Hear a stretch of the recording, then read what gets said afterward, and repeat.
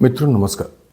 जैसा कि इसके पहले वाले वीडियो में मैंने आपको जानकारी दी थी कि यदि कोई महिला अपने ससुराल में है और उसके ससुराल वाले उसको किसी भी वजह से तंग कर रहे हैं, प्रताड़ित कर रहे हैं, तो वह यदि चाहे तो इस प्रताड़ना के लिए उनके खिलाफ कोर्ट केस कर सकती है और उसे केस करना भी चाहिए। यह कोर्ट केस कैसे होता है, इसमें कितना फीस वकील साहब को देना चाहिए और कुल खर्चा कितना हो सकता है मुकदमे में, ये सब जानकारी उस वीडियो में मैंने दिया है। उसको आप देख सकते हैं, उसका लिंक आपको डिस्क्रिप्शन में मिल जाएगा। आज मैं आपको ये जानकारी दे रहा हूँ कि ससुराल में एक महिला के साथ कितने प्रकार से और किन कारणों से परेशानी होती है जिसकी वजह से वैवाहिक विवाद सामने आता है।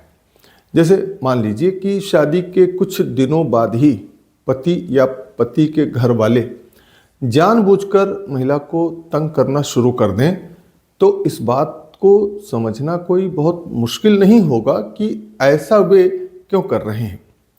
कहने का मतलब है कि उन कारणों को भली भांति समझने का प्रयास करना चाहिए कि आखिर उस दुर्व्यवहार का, उस प्रताड़ना का असली कारण क्या है। और जब इस पर गौर किया जाएगा तो यह पता लग जाएगा कि ऐसा किसी आपसी वैचारिक मतभेद के कारण हो रहा है या किसी दूसरी वजह से ये सब हो रहा है। यदि इस प्रकार के दुर्व्यवहार का कारण कहीं से भी इस वजह से हो रहा है कि वह महिला अपने मायके से कोई कीमती सामान मांग कर ले आए, तो इस प्रकार की मांग के लिए किया गया उत्पीड़न दहेज उत्पीड़न माना जाएगा और इसके लिए महिला के ससुराल वालों के खिलाफ मुकदमा दर्ज हो सकता है। पहले यह अपराध आईपीसी की धारा 498A के तहत दर्ज होता था, लेकिन अब भारतीय न्याय संहिता 2023 में यह धारा 85 के तहत दर्ज होता है।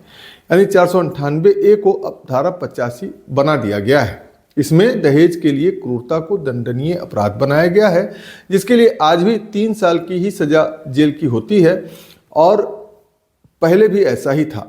यानी दहेज के लिए पत्नी को तंग करने के लिए 3 साल जेल की सजा होती है और जुर्माना भी देना पड़ सकता है। लेकिन इसमें ध्यान देने वाली बात यह है कि दहेज कहते किसे हैं, दहेज का मतलब क्या होता है जिसके लिए सजा मिल सकती है। तो दहेज की मांग को साबित करने के लिए सबसे पहले ये समझना जरूरी है कि कोई ऐसी चीज होनी चाहिए जो कीमती हो। यानी किसी मामूली चीज की मांग करना दहेज उत्पीड़न नहीं कहा जाएगा। अब क्या चीज कीमती है और क्या चीज मामूली है, ये तो उन लोगों के हैसियत पर डिपेंड करेगा। जैसे मान लीजिए कि किसी गरीब व्यक्ति के लिए 10,000 रुपये का मोबाइल भी कीमती हो सकता है और किसी अमीर आदमी के लिए 1 लाख रुपए का मोबाइल भी मामूली चीज हो सकती है। तो ये सब बातें उस मामले के तथ्यों और परिस्थितियों पर निर्भर करेगा। इन सब के अलावा कभी भी कोई कोर्ट केस करने के पहले उन तमाम घटनाओं की तारीख, समय और स्थान का उल्लेख अपने शिकायत पत्र में जरूर करना चाहिए। मुकदमे में उसको जरूर लिखना चाहिए। यानी अगर कोई मारपीट हुई है तो वह मारपीट किस तारीख को, कितने बजे और किस जगह पर हुई, इसे याद रखना चाहिए और उसमें लिखना चाहिए। और जहाँ तक हो सके इन सब का सबूत भी अपने पास इकट्ठा करके रखना चाहिए।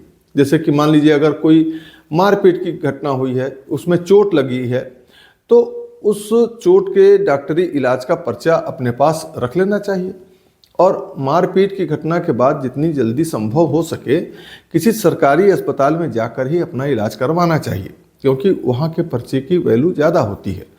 तो इन सब सावधानियों के साथ जब भी आप अपने लिए न्याय की लड़ाई लड़ेंगे तो जीत अवश्य ही होगी और न्याय की जीत आपको मिलेगी। और मित्रों, अन्याय कभी भी बर्दाश्त नहीं करना चाहिए। तो ये थी आज के इस वीडियो में दहेज उत्पीड़न कानून से संबंधित कुछ महत्वपूर्ण जानकारी। आगे ऐसी ही महत्वपूर्ण जानकारी पाने के लिए मेरे इस वीडियो को यदि आप YouTube चैनल पर देख रहे हैं तो मेरे YouTube चैनल को सब्सक्राइब करें, और यदि इस वीडियो को Facebook पर आप देख रहे हैं तो मेरे Facebook पेज को फॉलो करना मत भूलिएगा। तो मिलते हैं ऐसे ही कानून की महत्वपूर्ण बातों के साथ, जानकारियों के साथ अगले वीडियो में। तब तक के लिए मुझे अनुमति दीजिए। नमस्कार।